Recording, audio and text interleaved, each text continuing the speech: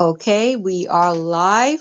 I'd like to welcome Reverend Dr. Janice Hart to Heart with Bree. Janice, thank you so much for being my guest tonight. I'd like you to introduce yourself to the audience. Hi, audience. Thank you for joining. It's been a very interesting half or hour, 45 minutes. Well, as I tell people, I don't really care for my titles. You can call me Servant Janice Hart, or so my accolades are just years of study because I just love to study and I've never stopped learning. Um, Bree is one of my, I think, I don't know if we're in the same class, but we went to the same school, teaching high Yes. school in Port Antonio. I left several years ago. I think I'm out of high school 40 something years. Time just go by so fast. And Yes. one of my passion in life, I think it's both my passion and compassion, is for people who are less fortunate, like the underdogs you call them, people who somebody will refuse. I started serving people long before I left Jamaica. I had the opportunity and the capacity and the resources to do that. And I remember doing it, but didn't think I never thought about what I was doing. I didn't think of it as a big deal.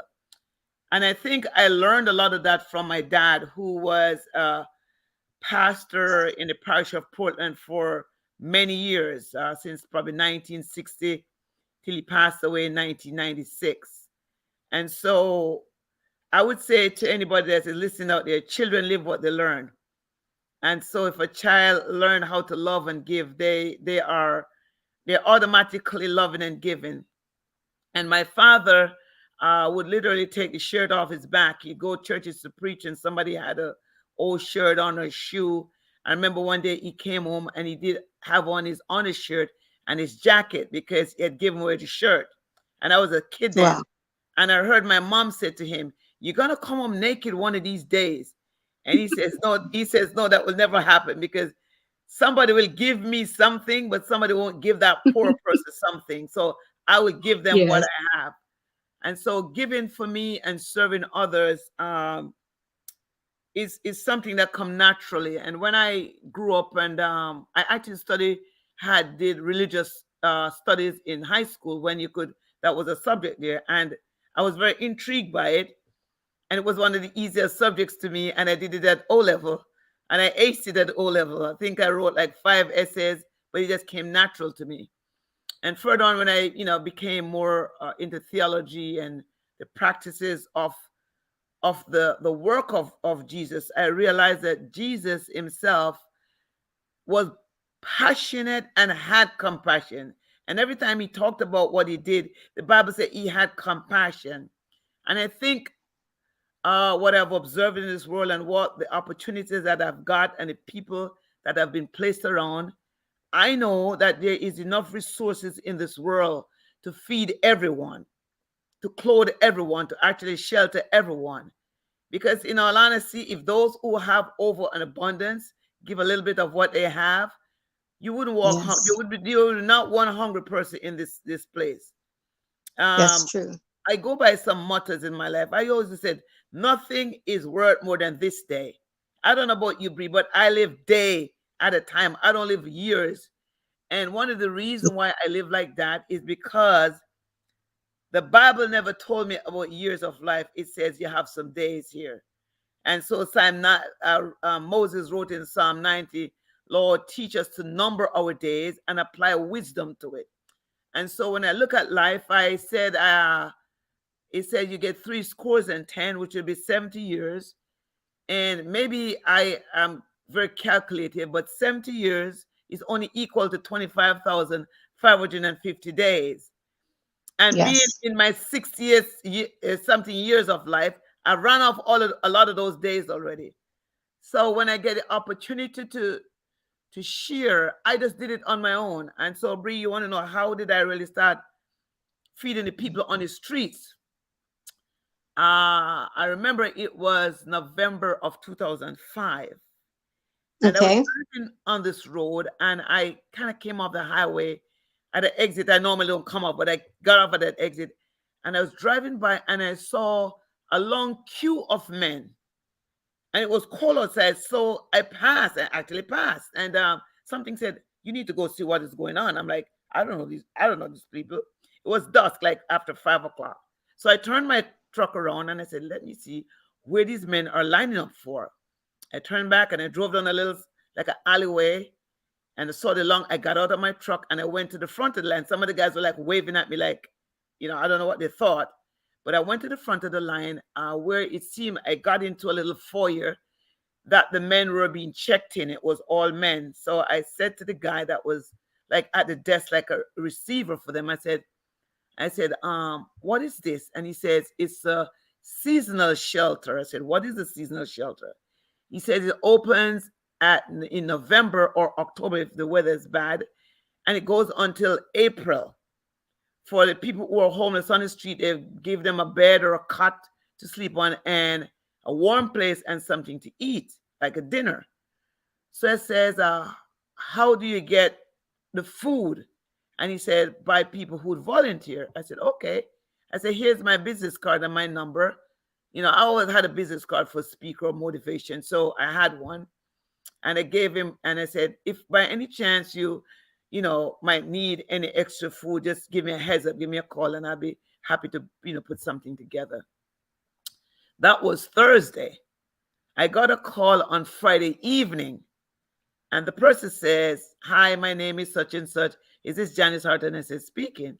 They said, you stopped by that shelter on Thursday, and we were wondering if you could make food for Saturday because the person who was going to make it on Saturday canceled.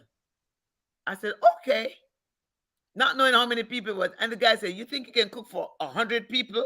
I like, okay. But I've cooked a lot in my life, but I have not cooked for so many people in such forever. Right. When I hang up the phone, Bree, I took a deep breath. I said, Lord, is this real?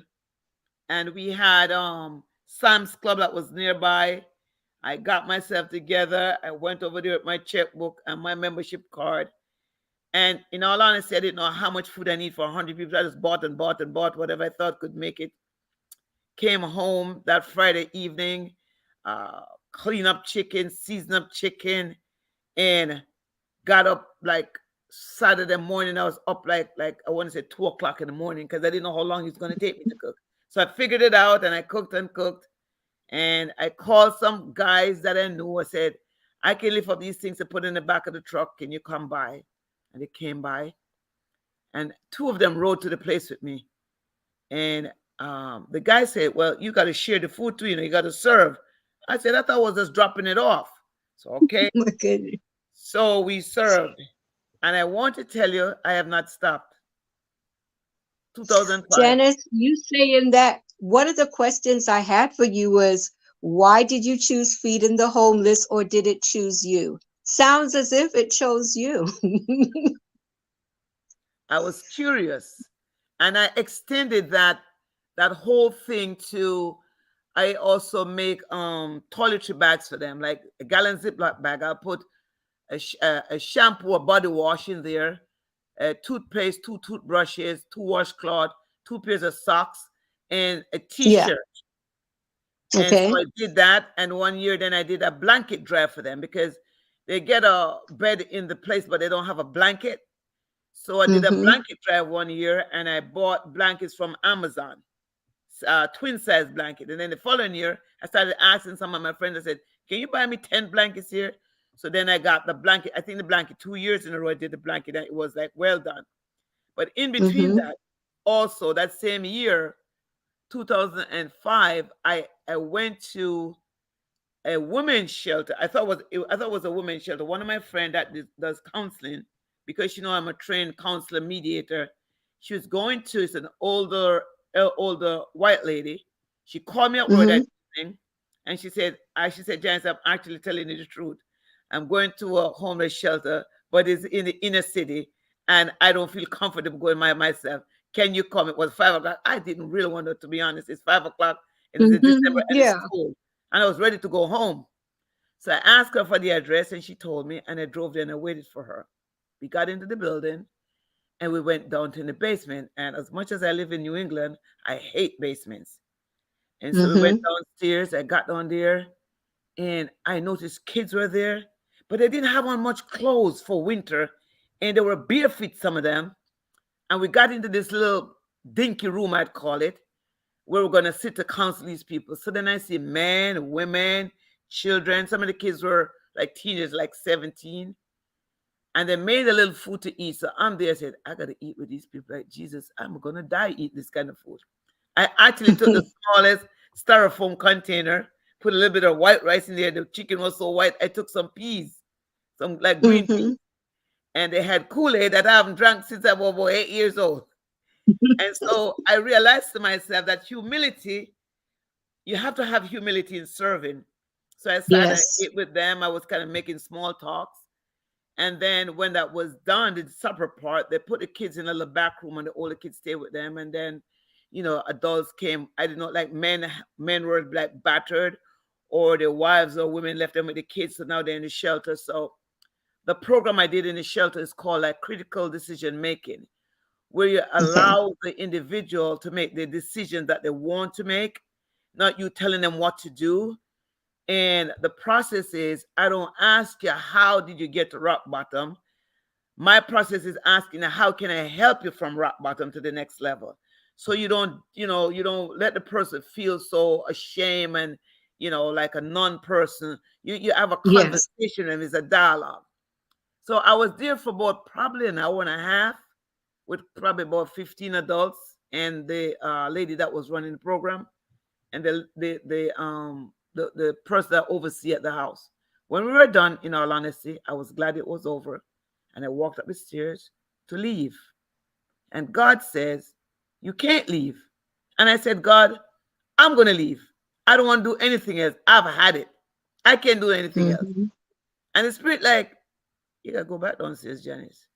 And I went back downstairs and I said to the lady that ran, in charge of the shelter, I said, "This is my card. I want to adopt the poorest of the poor family in here, the children. And I don't want to buy them toys because naked kids don't need toys. I want to buy them Mhm. coats, boots, gift of clothes. Here's my card. Mhm. Send me an email or call me and send me the names." So that was a Friday. About the Wednesday of the week, she sent me the name of 4 children. And that was the woman that was in. God is really funny. That was one of the women Mhm. that was in the dialogue that was the most difficult person to deal with. She didn't want to talk. She was just very adamant and she was almost to the point of rude. She was the one that was Mhm. in most need because she had 4 kids or 3 of them and she was pregnant. So I said, "Lord, you Mhm. got to be funny." So I got to work, and as usual, sometimes people know that I don't do much. I don't go crazy over holidays for myself because I don't need anything. So one of my bosses said to me, she said, "Hart, what are you doing for Christmas?" I said, "What you asked me?" She said, "Oh, you're always doing stuff." I said, "Well, you know what? I adopted 4 kids from a homeless shelter and I'm going to get them clothes and stuff like that." She said, "You did?" I said, "Yes." She said, "You got the name of them and stuff?" I said, "Yes." She said, "Give me them 4 kids." I said, "You want the 4 of them?" She said, "Yes." So I gave her the 4 kids. So I called the lady Wow. back and said, so after I called the lady back, it happened. Somebody has asked me and I gave them the kids. The third time I called the lady back at the shelter, I said, "How many kids are in the shelter?" She said, 52. I said, "Give me them all." I adopted Wow. the 52 kids that December 2005. And the gifts that I bought and that people bought for them, I have not stopped doing that. Because every year is different kids at the Wow. shelter during that time. So it's not repeat. So I paused one of the time because the lady I was dealing with there, she had breast cancer and she survived it. It came back like some years later and she passed away. And I literally, the last December that I saw her, I usually buy her a gift or she got grandkids. And I said, "What do you want me to get for the grandkids?" But last time when I went there, I brought 2 other friends with me. And I said to her, her name was Alice. I said, "Alice, what do you want for me this Christmas? I want to buy you something." And she said, "Janice, all I want you to do is to pray for me." And when she said that, my heart sunk so deep. I might just get teary, I'm telling you. And so we prayed for her. And when I walked out there, I was so heavy. I got outside and I sat in my truck for like 45 minutes. I couldn't move. I don't like how I feel. This was like December 23rd or Mhm. 22nd. I sat outside. She didn't see me because I parked across the street. She came Yeah. out like an hour later. She went to her car. Seemed like she forgot something. She went back inside and she got it. And I watched her drive off. When she drove off, I drove off. And 2 days later, she passed away. Oh. And so the sadness kind of took a hold of me. So it was hard for me to go back because she always coordinated everything. I'd go deliver the gifts about the 22nd and the 23rd. And then I'd bring what I did that enlightened people was that I got a lot of people from the suburbs, doctors and lawyers. And so they wanted their children to come to the homeless shelter to hand deliver the gifts to the kids there. And so a couple of Mm-hmm. them came, and after that, those doctors and lawyers and whoever called me, they said, Janice, I am so glad that you gave my child the opportunity. The kids left and came back home and said, Mom, I'll never ask you for another gift. Wow. The kids start to pack up their stuff that they don't want, bring it to work, and so I will take it to the shelter. They packed up so much gorgeous clothes and toys, and they never, they always was asking the parents, can I go back to the shelter with that lady to see those homeless kids? Because I don't understand it. And so Wow. it's a passion that it humbles you. I don't know. It brings you to a place that I just say, Lord, I am so sorry it's them, but I'm glad it isn't me. And if I can do Yes. something to enhance how they feel better about themselves, use me. So when every day I said nothing is worth more than this day. Nothing is worth more than me talking to you, right? Nothing is worth more than that. And so we have to learn to live life in the moment, because Deuteronomy 15 and 11, that's way, way, way in the Old Testament. Moses wrote about the poor will always be with us. Always. Yes. So people are not poor just now, and the poor will always be here. And that's why when Jesus came, he said, I came to fulfill the law. Paul wrote about how to serve. Matthew, Mark, Luke, in the Philippians, in book of Philippians, you read it. It said, John said, for the poor you have with you always. And Jesus said, but for me, you don't have me always. So we are not our own. And that's what you are never here in life because of Bree or Janice. You ought to serve somebody. That's why I said, am I Yeah. my brother's keeper? You have to, because life is not Yeah. about me. And what I do is not about me. If God can't get the glory, I don't want to do it, because I'm not doing it for me. Me myself don't need anything. I don't need Yes. another meal. I don't need another garment. I don't need another coat. I have coats I haven't worn. I don't need another coat. But there's somebody out there who don't have a coat, who don't have a pair of shoes. And we, I think what's wrong with human beings, we are so judgmental of others. I have met people, Bree, who are homeless, and when they finish talking to me, I'm like, what did you do in your life? You're so highly intelligent. I met a guy who used to play for the Boston Symphony Orchestra.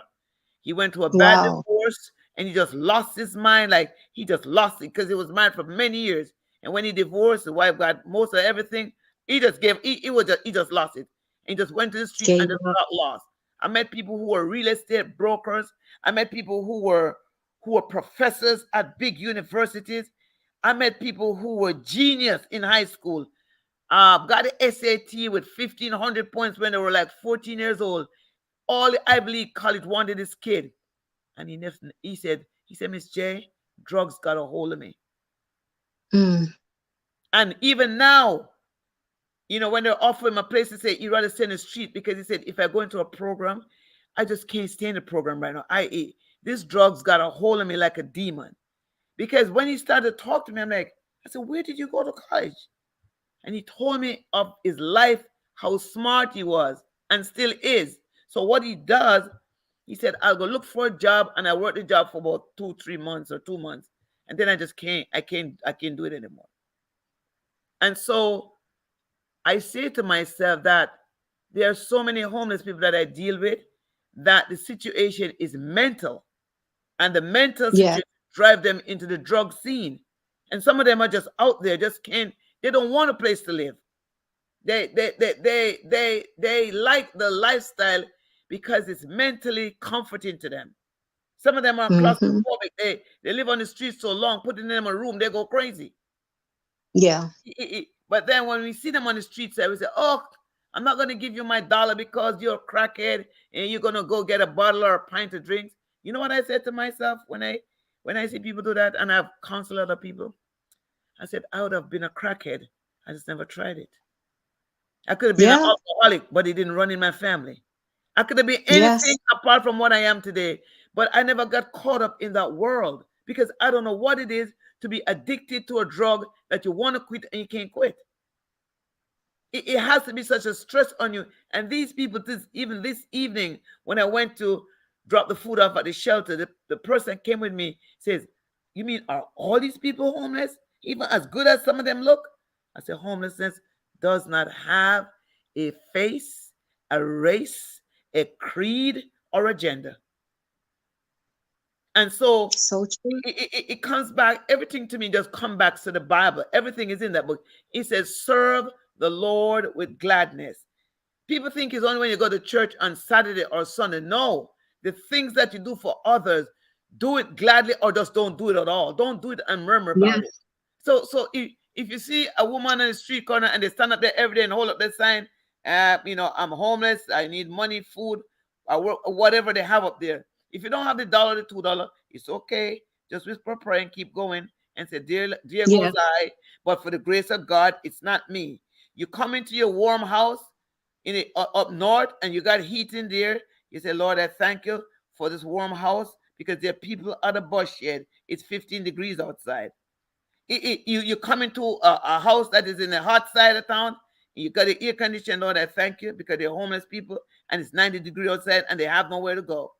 And so, if the poor is always with us, who is going to feed them? Who is going to help them? It got to be you and me because Jesus is not coming down from heaven. He left people here to do that. Yeah.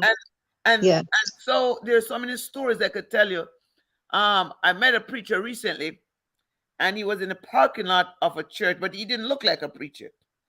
And so many people just passed him by and didn't even say hello to him, good morning. They just walked in like, you know, he came in the church, he sat for the whole service.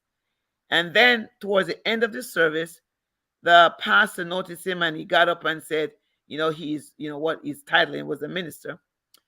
And they gave him a microphone. And he said, I'm so glad they gave him a microphone. There are many of you who walk by me in the parking lot and never even said hello. And if this guy was, and he was dressed up, he was looking shabby. Mm-hmm. So if you can walk by somebody on a Sunday morning in a parking lot and don't say good morning, what are you going to do with the guy on the street or the girl on the Yeah. street? What are you going to do with the people you see on the street? You turn up your nose.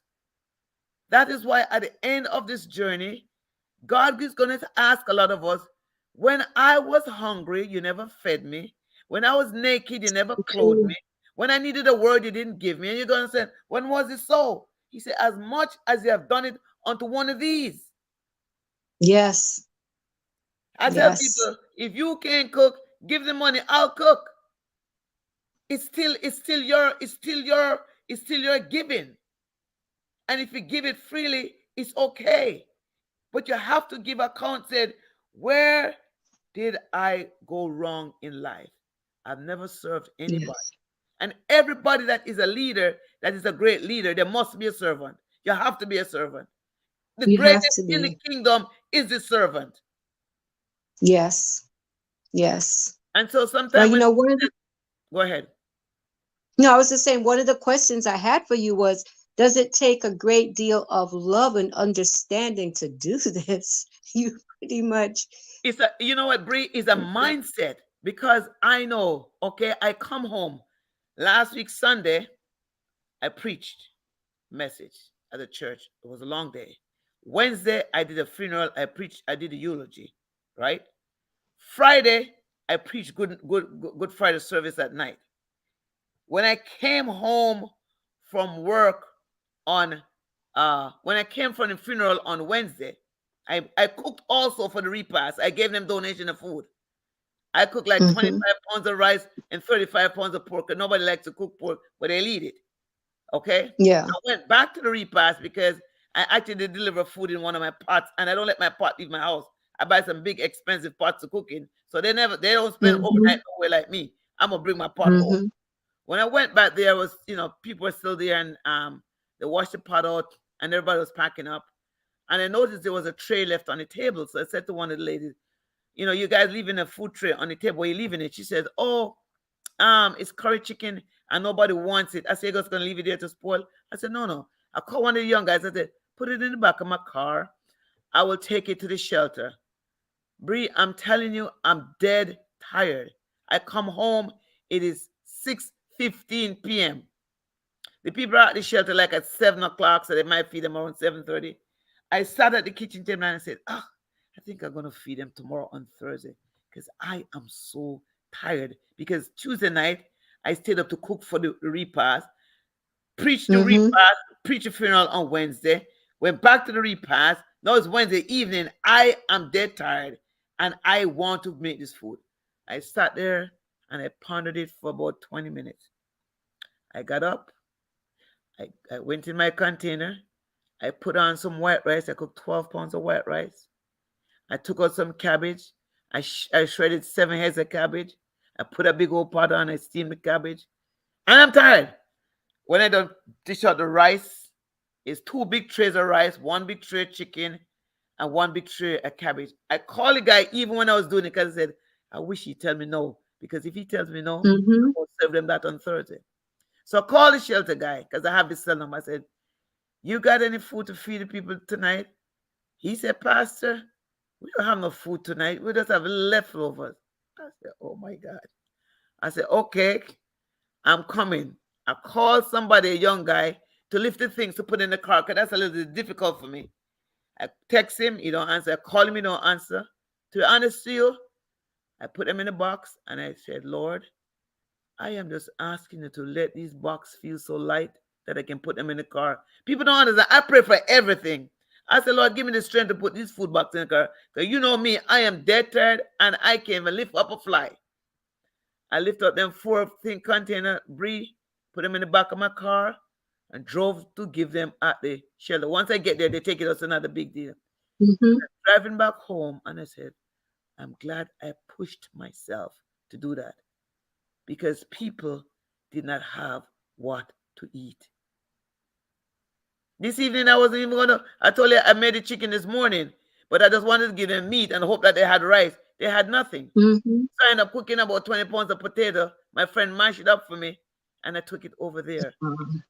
So when you asked me the question about how do I keep doing it, if passion drive, let let compassion hold the reins. And you have to have compassion for people. If you can't have compassion on your fellow man, then I don't know what kind of heart you have. The Bible said, "Lord, take away this stony heart and give me a heart of flesh." Because to me, life is nothing more than serving somebody else who can serve themselves. And there's Yes. so many people who can. And sometimes it's not physically cooking food for them.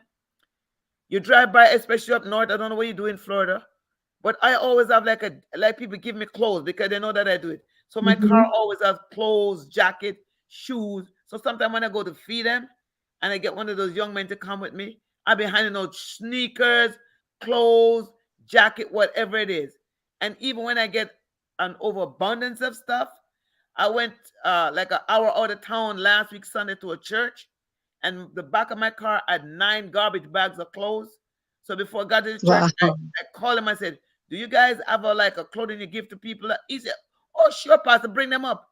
So the 9 bags of clothes that somebody donated to me, I didn't even take them out of the back of the car. They went Yeah. to another city that I don't even know nobody. Wow. And you Wow. you, you always have stuff that somebody wants. And you might think about, oh, I don't wear that no more. That person will be dying for it. Because Yeah.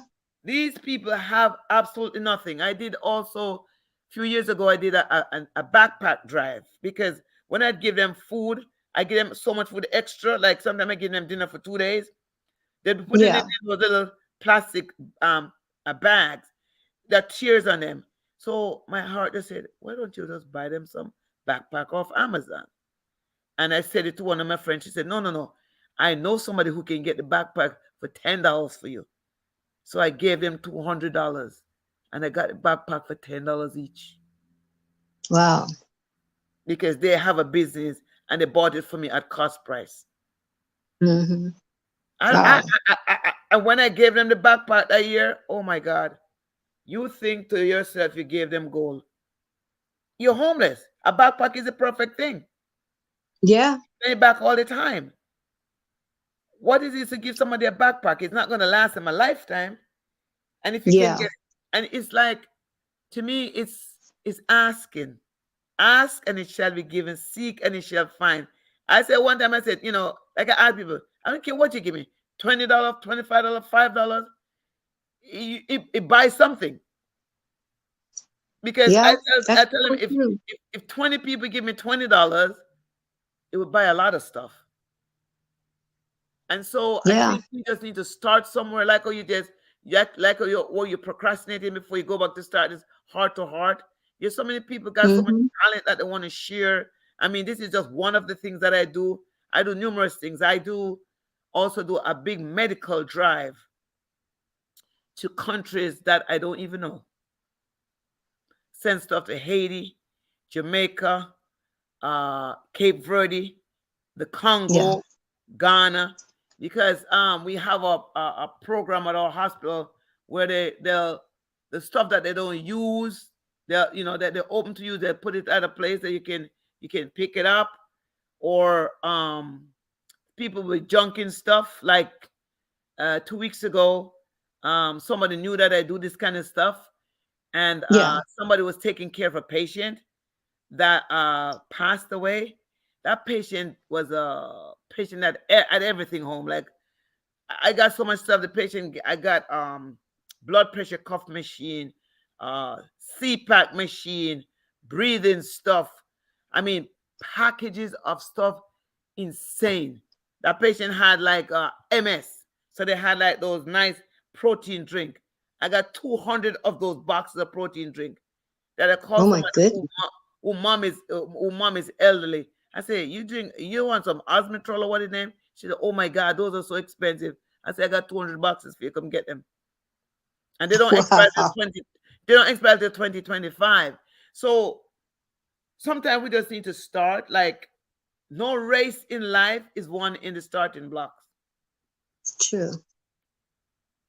True. And you have and you know what, Bree? We think we have time, but we don't. Yeah. The clock never stopped ticking. Tick tock, tick tock, tick tock, tick tock.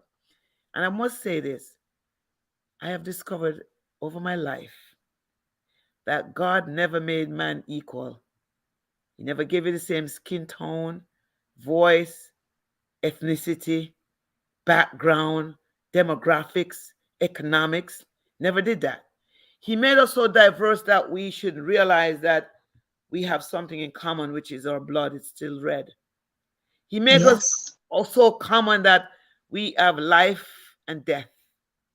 But the most significant thing that God did for us, that's the only time you and I are equal every day. I'm equal with Yeah. the president. I'm equal with the prisoner. I'm equal with the homeless man. I'm equal with the thief, the robber. He gives you 24 hours, and he gives me 24 hours. And what you do with that 24 hours is up to you. You could sit home and So watch true. TV. You could walk up and down. You could gossip. You could, whatever you do with that 24 hours. And he doesn't give you 24 hours and 1 second and me 24 hours and 2 minutes. So when somebody says, I don't have any time, kindly remind them you have 24 hours every day. If you want to Yeah. spend your time on Facebook, when your phone show you on the end of the week how much time you spend on Facebook, some of us should be deadly ashamed of ourselves what you spend on media. You have to say to yourself, how much of my time have I given to God? Service. How much of it? Because you serve the Lord in many ways. I strongly believe tithing is 10% of your time, your money, your gifts, your effort. That's that 10%. It's not when you Yeah. walk up to the pulpit and put it in a basket. Because in all honesty, no one tithes 10% except they take it off the gross. It's not 10% off Hmm. net. Tithing Mm-hmm. is like taxes. He said, render unto Mm-hmm. Caesar the things that are Caesar, and unto the God the things that are God. So if you got to pay federal tax off your gross, what do you think you're going to tithe off your net? That Yeah. simply means you got to do something else to make up that 10%. Yeah.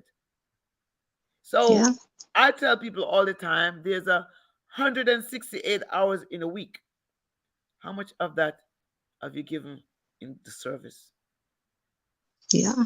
Because 10% of 168 is 16.8. Scary. That's I definitely food for thought. I tell people you want to start tithing. Money can't buy love. Money can't buy your way. And we got to get that out of our mind. Money really has one use, and it is Mm-hmm. spent.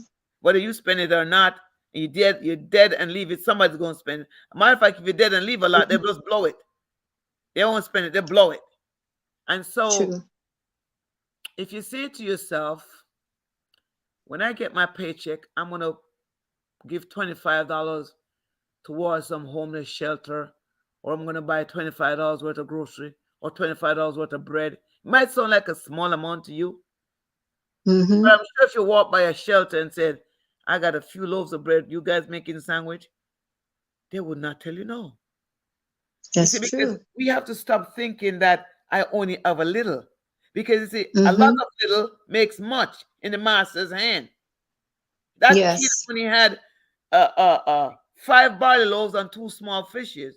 Jesus said, bring that over here, let me bless it for you. Yeah. And so I strongly believe that little that I have, I said, Lord, this is all I have. But I know you have a mighty right hand. And so you touch it with your right hand for me and let that be blessed. And so for me, it's giving the best that I can while I can. Yes. Because I don't want to live my life with regret. I don't want to live the life that said, I wish I shoulda, coulda, woulda. I want, if I got to the stage of my life that I wanted to do something, but I was incapable because of my health or whatever circumstances, I want to say, I'm glad I did it when I could. Yes. Yes. Because And if Janice, I yes, know you do. I mean, I know I've spoken to you on the phone and you've told me you just came home from work, but you know your friends need to be fed. And as tired as you are, you're going to have to push through. for sure. So I know you're not just talking words to sound good. I know that you live by what you're talking about, what you teach and preach. Yes. You have to be kind. There's something about kindness. So I don't know if you observe a lot in the public media, but I do. I remember where I was when 9/11, the second plane struck. I saw that one. I was at work. I remember Mm-hmm. exactly where it's standing. A matter of fact, I went in the executive meeting that they were having in a room and tell them, that is tragedy out here. That 9/11, as vicious as it was one of the significant period in the life of America that people didn't care what color, creed, or race you were, what gender you were, what gender preference you were, whether you came from one side of the track or the other side of the track, you became your brother's keeper. It was Mm-hmm. insane to see the unity. I've written quite a few poems from that. I just can't even. It Mm-hmm. was insane to see that human being realize I'm only human. No matter how much money I have, I am only human. I hurt, I cry, I live, and I die, just like you. Yes. Yes. And I need a shoulder to lean on. He said, sometimes in our life, we all have pain, we all have sorrow. But if you are wise, lean on me when you're not strong. And for a good clip, America was won. Do we need tragedy to realize that we won? It's Really? unfortunate. It's unfortunate that in many cases that's what it has to come to, unfortunately. That is mind blowing. Tragedy brings people together. It's sickening, actually, It because is. when you think about it, everybody, you can't live in a world by yourself. No man is an island. You True. need a guy to change your tire. You need a person to clean up your hotel room. You need somebody. You need the people at McDonald's to say, "Welcome to McDonald's. How may I take your order?" In Yeah. every corner of life, you need somebody. Even if you have developed robots, somebody got to fix it to operate them. We got It's true. robot equipment in the OR that does surgery, but it's man behind it that does it. The robot itself Mm-hmm. doesn't go up to the OR field and feel around. It's directed by human beings. So no matter Mm-hmm. how advanced we become, you cannot make human beings obsolete. True. And so you don't That know that is who that is true. you don't know who you might need where. If your car broke down on the road at night, it's more than likely you might find a homeless person quicker than you find a regular person. True. More than likely, depends on where you are. That a homeless person will walk up to you and say, "Can I help you?" What are you going to do then? That is so true. And I have to ask you this, Janice. How important is it to remember? Because what I'm getting from you is humility and having that love and passion for our fellow man. How important is it to remember dignity and respect to those being fed or being provided with clothing and all that? Because I have seen ministries where I think people forget that it's about God and the ministry at hand to show God's love. It's about we make and too often make it about ourselves. Look at Exactly. me, the pat on the back, what I'm doing. Here, you dirty little dog, take this and be grateful I gave you a few crumbs. I mean, how important, because to me, if I'm starving and that's how I'm being treated, I think I'd rather not You don't have the want it. food. I'd rather Correct. not have, and I don't talk to me about God if you're treating me like a dirty little dog on your doorstep. So what would you have to say So like about that? like like where I went this evening, right? So the where I drop off food now, it's a church.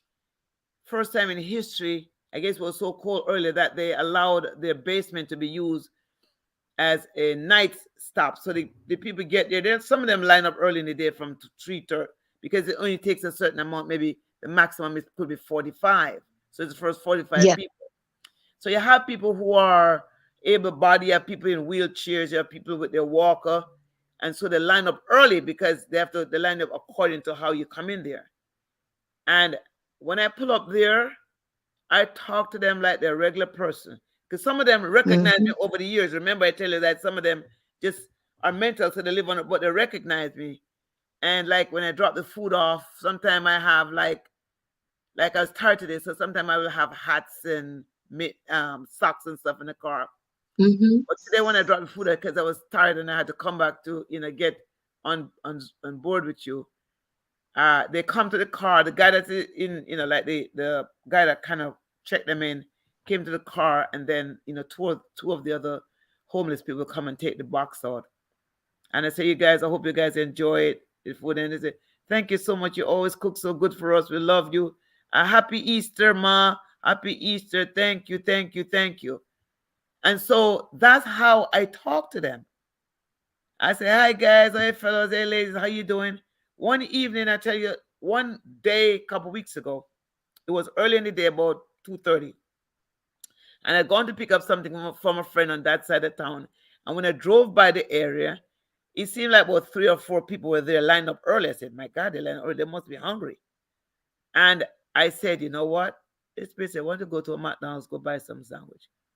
I dressed, went to a McDonald's, and I bought 6 sandwich because it looked like about 4 of them were there.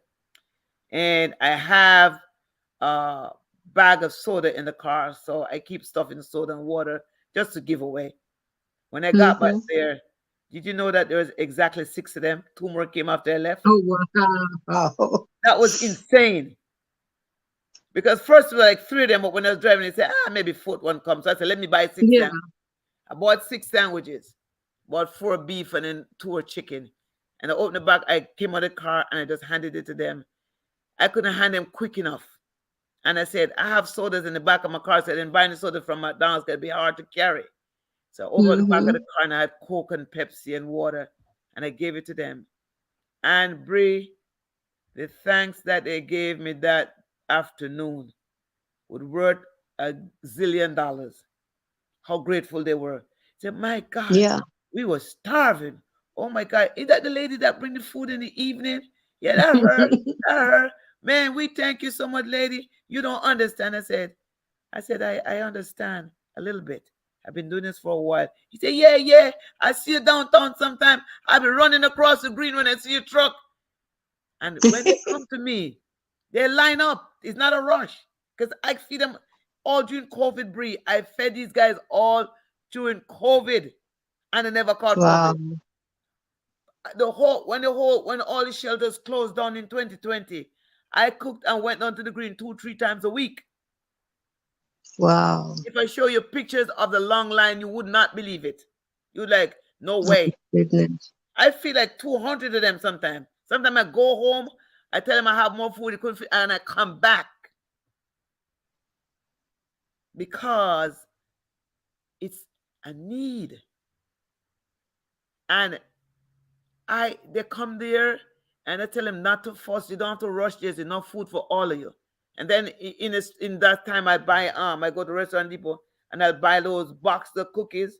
So they get, one Mm-hmm. of the young guy coming and they hand them like a snack, like a snack Mm-hmm. dessert stuff and a soda and a water. And in all of this, I'm not doing this. I do the cooking by myself because I love my kitchen is small. I live in a condo. Mm-hmm. How I serve today is easy because I just lift the big trays out of the oven and carry big trays. The most difficult and energizing serving is when I put it in individual styrofoam containers. Then I have to stack them. Mm-hmm. So I need help for that. So I usually solicit some help for that. And then when I go downtown, Mm. I love to mentor too. So also mentor young men. I have some between the ages of probably 18 and 30. Some of them work with Okay. me. So I mentor them in learning how to serve. So some of them want to go Yes. on to college sometimes. So they ask me for a recommendation, a letter to say, they serve for the homeless and they help, do Mm-hmm. stuff. And so they even got into it so much that they'll be calling me. Are you serving the guys this evening? I'm available this evening. Just call me and I'll meet you downtown or I'll come by your house. And so I'm teaching them also a next generation to give. In that also sometimes I Yes. go and I serve with United Way. So I found out that United Way get all their grains and stuff. So they'll have a day of bagging up those grains, this thing that they would send across the country when there is like what do you want, a tragedy or earthquake Mm-hmm. or so. There's a day when they do that where I bring young men with me and women, and we go and help them to pack up all those grain. So we have it like an assembly line. You wait because the weight. You put it in the bag. You hand the bag. This person zip seal the bag. They pack the bag. So it's a whole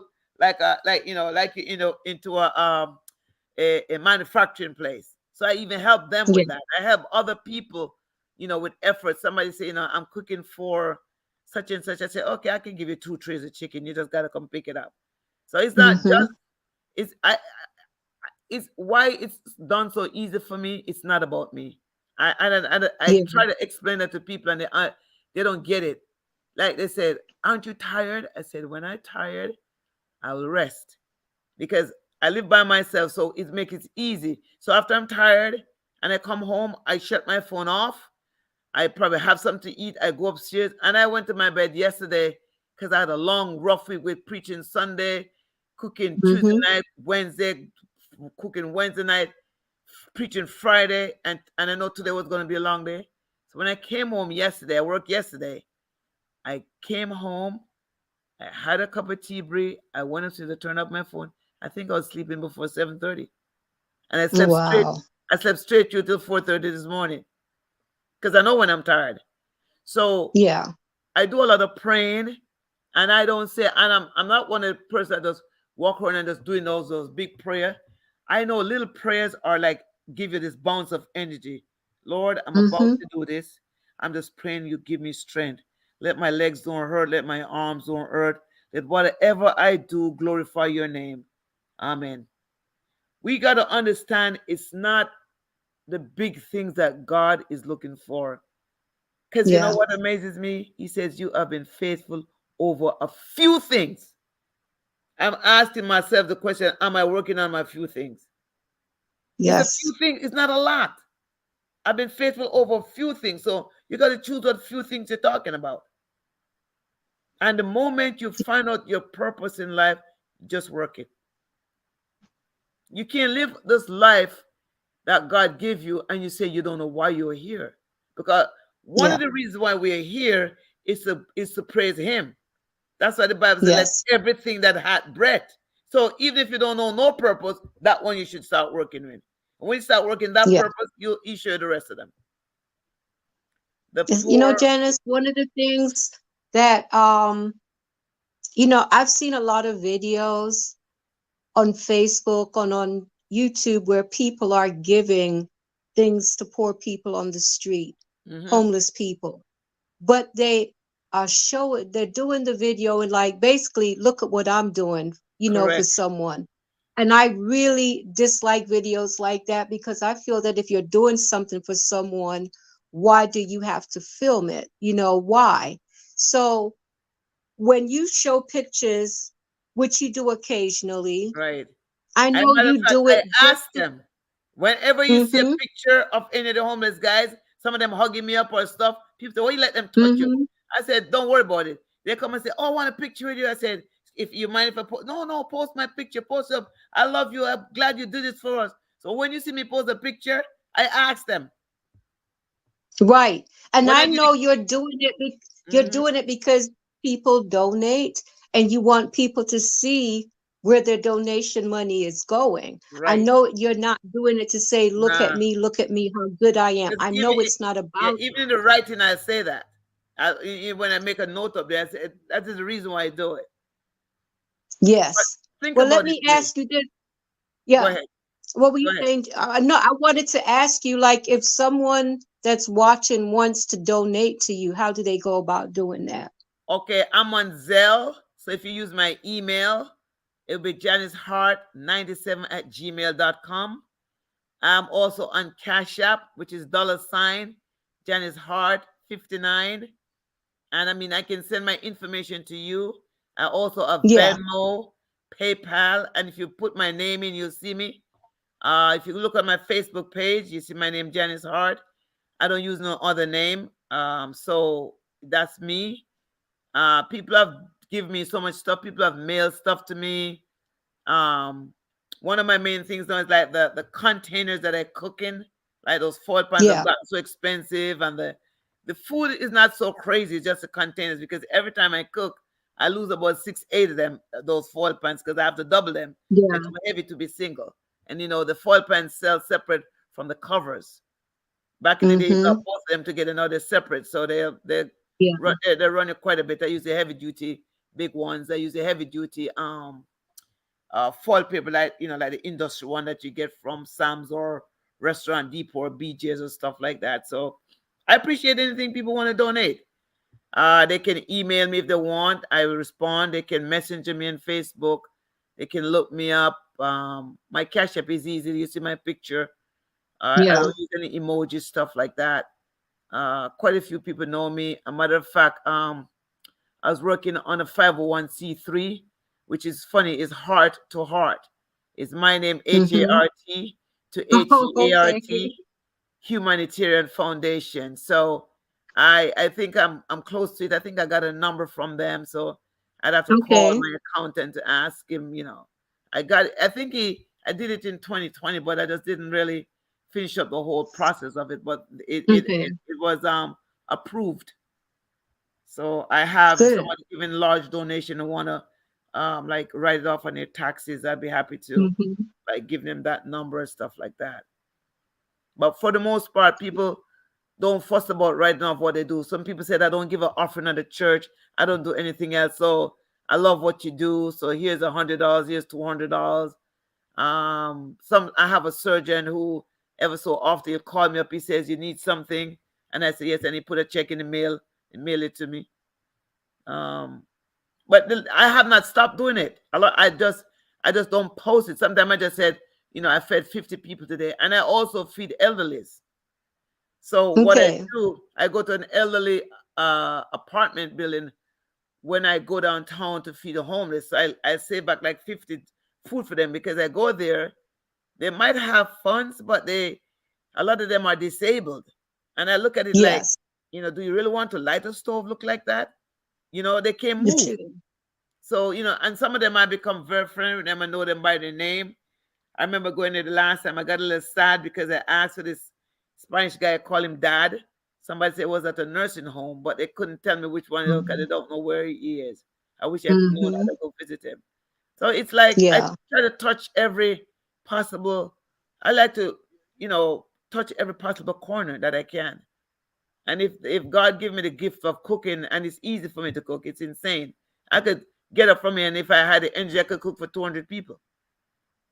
Just like And your food always looks so good. Your but the food taste is always even better. looks They like go it could be nuts over served in the. a restaurant. They go nuts over. A guy asked. A matter of fact, one of the doctors said, "I'll open a restaurant if you're going to be the cook." I said, "I can't. I can't do that every day. My legs won't do it." Every time I cook for them, they're like, "I said, what is?" Matter of fact, one of the servers at the shelter, she said, "I'm going to be honest. I had to take home a little of the curry chicken the other day, and my daughter went nuts." She said, "Can the lady give you the recipe?" I said, "Lady, I don't cook with recipe. It's in my head. I don't measure. It's insane." That's I mean, the that's sometimes, the thing, Janice, that I like about your ministry because honestly, I look at the food, the quality oh that my you God. give to people, and even when you have the sodas and the snacks and stuff like that, it's like I see that you see these people as human beings Yes, and yes, you yes, truly yes, are yes, treating yes, them with dignity yes, and you're looking at them from the standpoint of dignity and respect. You don't want yes. to take that away from them. And I No, truly appreciate that. not because a man is down, you're gonna beat him down. Yes. And that's what I look at it. He's done already. What you don't need to walk on him. He's already down. It's true. It's true. So I've gone to shelters where I see them, where they talk hard to them, and I said to the guy, don't talk to them like that. Don't talk to them Yeah, like that. Don't. You don't know where people come from to get where they are. I don't think nobody want to be homeless. Nobody want to be it's mentally true. incapacitated. Nobody want to be a It's drug addict. I said everybody have some kind of addiction. I said there's some women that have 2,000 shoes and they want 2005. You shoe addict. Not to yeah. say you're not stopping standing on the street corner. So when I break it down to people like that, this manager at my job, she said, "From you spoke to me about how you look at homeless people." She said I say a prayer for them, and sometimes I keep $5 in my car, and the first one that, like I stop at the light, that one would get it. She said, "I never thought of what you said." I said you could be a crackhead. You just never tried it. You don't know how Janice, addictive that drug is. you've helped me to see homeless people in a whole new way because I won't lie to you. I have been a scornful person in my lifetime. Honestly, I if a understand. person is not clean, if a person smells, it just does something to me. But it's like I have to remember the human being that Yes. person is. And I'm remembering something that when my ex-husband was stationed in South Carolina, there was a library downtown in Columbia. It was a beautiful library, and a lot of the homeless people Hang would out be in the there. library. And I would be kind of ticked off, like they smell so badly and all of that. But what really got me one day, there was a lady in there, and you could tell she was homeless, but the way she was dressed, you could tell she was trying to keep herself the best that she could. Yes. And when I looked at the back of her skirt, you could tell that she had had her period, Mm-hmm. and the back of her skirt was really from the Right. blood. And I remember feeling so sad for her. My heart just broke for her. And that's one of the things I'm hoping that the viewers will remember, like dignity, Funny thing respect, you say that because I was just Yeah, too busy because I told one of my friends and I got a whole bunch of sanitary pads from her. So when I go, I'll hand like a box to each woman. But I was too tired yeah. tonight. That's why I didn't even bring it with Things me. I do like that stuff is like that. Yeah. Oh so much yeah.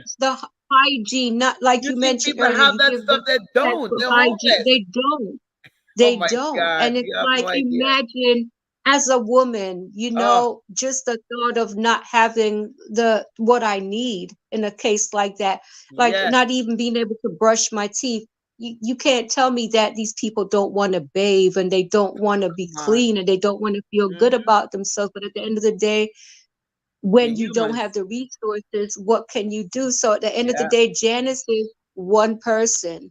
Janice can only do but so much. Right. So I am appealing to the viewers to please reach out, please make a donation, and let's rethink of how we see the homeless and Yeah. how we treat them. Because they're not dirty little dogs on your Nah. doorstep. They're not an inconvenience. They are God's children. We are all God's children. And Janice, you know what how is would so I would funny? like. Mhm.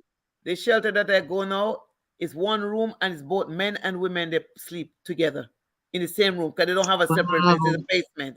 So they each have a cot, not a bed, a cot. Janice, what would you like to leave us with? I have to tell you, I appreciate because you are so busy. You could have been home getting a little rest. I've been asking you to do this and when I got your message, Bree, I've not forgotten about you. And I knew you hadn't. I just knew that you were busy. So, I just want to thank you. But what would you like to leave the viewers with? Let your light so shine before men that they may see your good works and glorify your Father which is in heaven. Jesus said unto Yes. Peter, Peter, lovest thou me? Peter said, yes, Lord, you know I love you. He said, feed my sheep. Jesus said again to him, Peter, lovest thou me? By this time, Peter is getting mad. Peter said, yes, Lord, thou knowest. He said, feed my sheep. The third time Jesus said, I think Peter almost cussed. Jesus said, Peter, lovest thou me? He said, Lord, you know I do. He said, feed my sheep. He doesn't mean them feed them spiritually alone, physically, psychologically. Feed my sheep. If you love the Lord, you got to love these people. And they all don't Yes. come clean, smelling like Calvin Klein or eternity. And so I So true. say, everybody is a human being. It's just the journey in life I've taken some people off track. And just thank the Lord that there goes I, but for the grace of God. It's not my kid, it's Amen. not my sister, it's not my cousin, it's somebody that I don't know, but they could be my brother. Janice, thank you so much. And Thank you whenever you're too, ready Bree. to come back, please come back Thank you, anytime. appreciate it. And I am praying that you get some donations from the Thank viewers. you Thank you too. so much, Janice. Love you, and Love we'll you talk always. Have soon. a great night. Bye Take bye. care. Okay, bye bye.